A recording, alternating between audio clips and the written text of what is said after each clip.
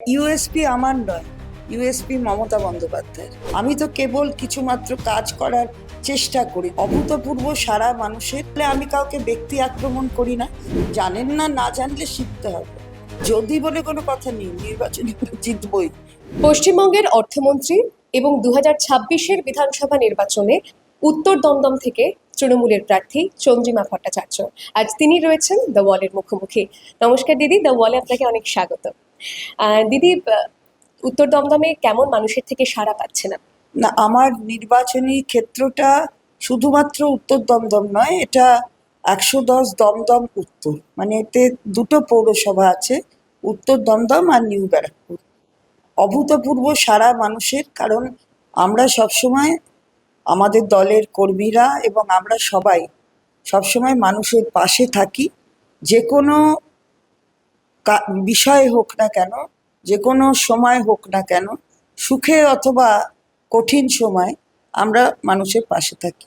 সেজন্য এখানে মানুষ আমাদের দুহাত ভরে সবসময় আশীর্বাদ করে। আপনি প্রচারে নামবেন, এরপর থেকে মানুষের কাছে যাবেন, ভোট চাইবেন, কিন্তু কি মনে হয় দিদি যে কোথায় ইউএসপি, যে মানুষ আপনাকে কেন ভোট দেবে?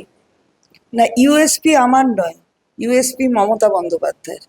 মমতা বন্দ্যোপাধ্যায়ের ইউএসপি হচ্ছে তার কথা দিয়ে কথা রাখা, মানুষের পাশে থাকা, এবং যা অঙ্গীকার করেন তার থেকে কখনো তার বিচ্যুতি ঘটে না। মানুষ দেখেছেন তার সরল জীবনযাপন, মানুষ দেখেছেন তার প্রতিবাদের কণ্ঠস্বর কখনো থেমে থাকেনি। তিনি বিরোধীতেও যেমন প্রতিবাদ করেছেন অন্যায়ের, তেমনি শাসকের মাথায় থেকেও অন্যায়ের প্রতিবাদ সবসময় করেন। মানুষ তাই তার প্রতি সমর্থন জানান। তাই মানুষ তাকে সমর্থন করতে হলে নিশ্চয়ই আমাদের প্রতীক চিহ্ন জোড়া ফুল, তাকে সমর্থন করবে। তাই আমাকেও সমর্থন মানুষ করেন। মানুষের এই যে সাড়া, সেটা শুধুমাত্র আমাদের নেত্রীর জন্য।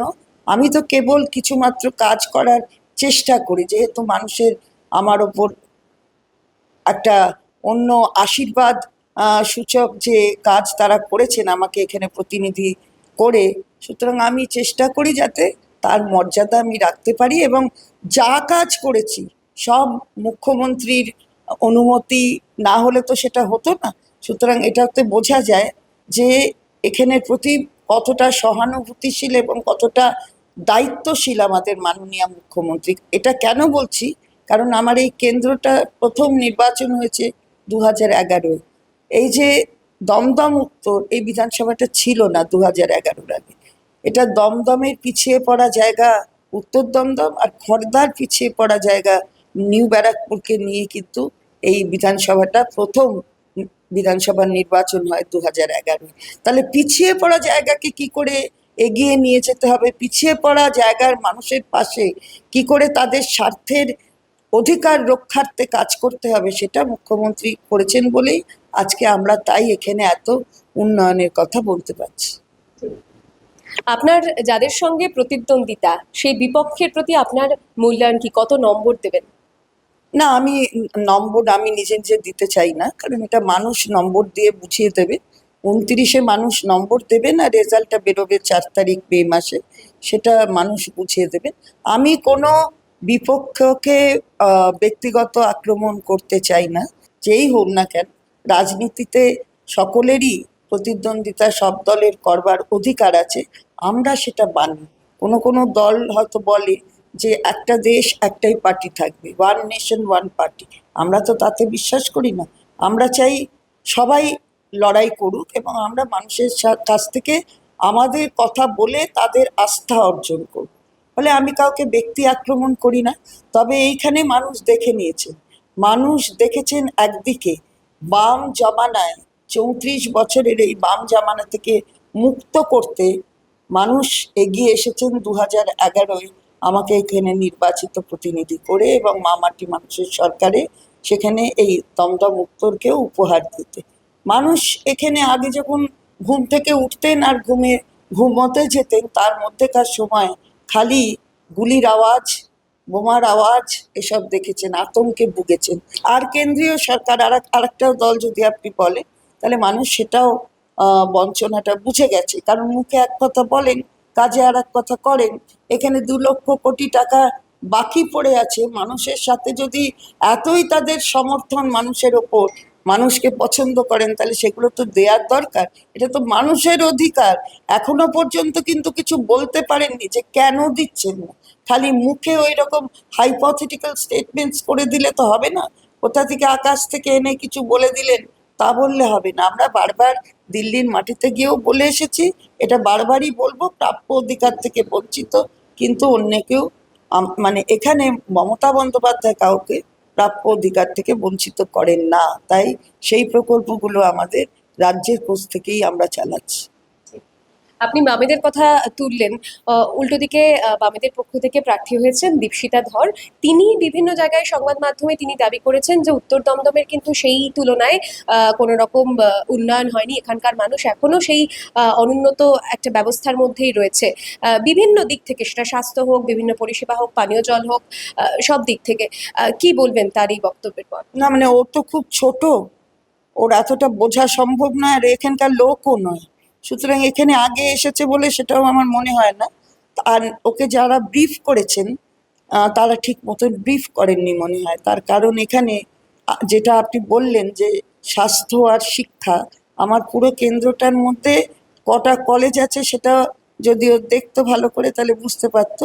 4টে কলেজ আছে, একটা বিএড কলেজ, একটা উত্তর চব্বিশ পরগনার মধ্যে নামকরা কলেজ এপিসি কলেজ, একটা আচার্য নিউ ব্যারাকপুর প্রফুল্লচন্দ্র কলেজ। এই 3টে তো নিউ ব্যারাকপুরেই আছে।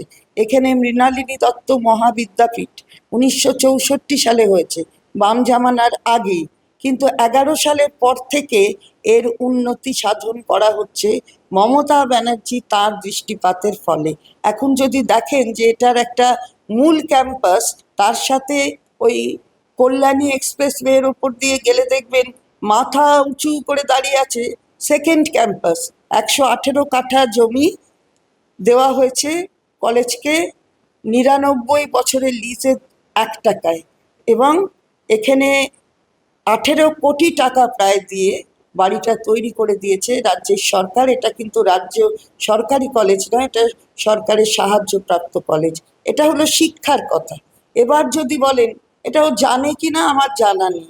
এবার যদি বলেন যে ও এ হয়েছে কি স্বাস্থ্যে কি হয়েছে, তাহলে স্বাস্থ্যে এখানে যদি দেখেন যে এখানে 2টো পৌরসভায় পৌর হাসপাতাল তো আছেই, তার সাথে সরকারি হাসপাতাল ওই কল্যাণী রোড ওই এক্সপ্রেসওয়ের ওপরে Nimta urban health primary centre রয়েছে, এবং 15 সালে সেখানে আউটডোর ছিল। তারপর 16 সালে 10 বেডেড ইনডোর, এখন ওটা 30 বেডেড ইনডোর।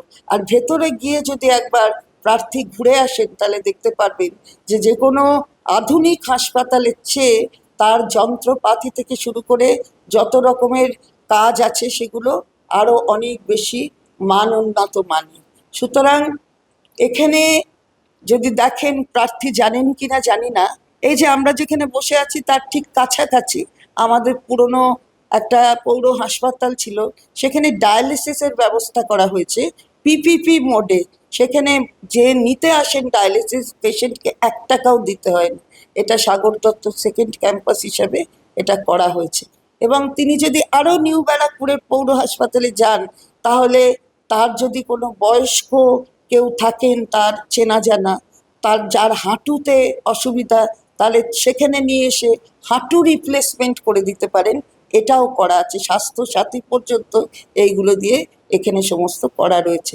সুতরাং স্বাস্থ্য বলুন, শিক্ষা বলুন, যেটা মেরুদণ্ড এখানে, অর্থাৎ একটা সরকার কি কাজ করেছে সেই কাজের মেরুদণ্ড, স্পাইন বলা যেতে পারে, সেটা এখানে সবটাই মমতা ব্যানার্জি নজর রেখেছেন এবং সেটা হয়েছে। সুতরাং এটা বলে লাভ নেই, জানেন না, না জানলে শিখতে হবে। দিদি, যদি এই নির্বাচনে আপনি জেতেন, তাহলে প্রথম আপনার কাজ কি কি থাকবে এই অঞ্চলের জন্য? না, যদি বলে কোনো কথা নেই, নির্বাচনে আমরা জিতবই, এ বিষয়ে কোনো সন্দেহ নেই। তবে হ্যাঁ, আমরা কোনো প্রতিপক্ষকে খাটো করে দেখি না।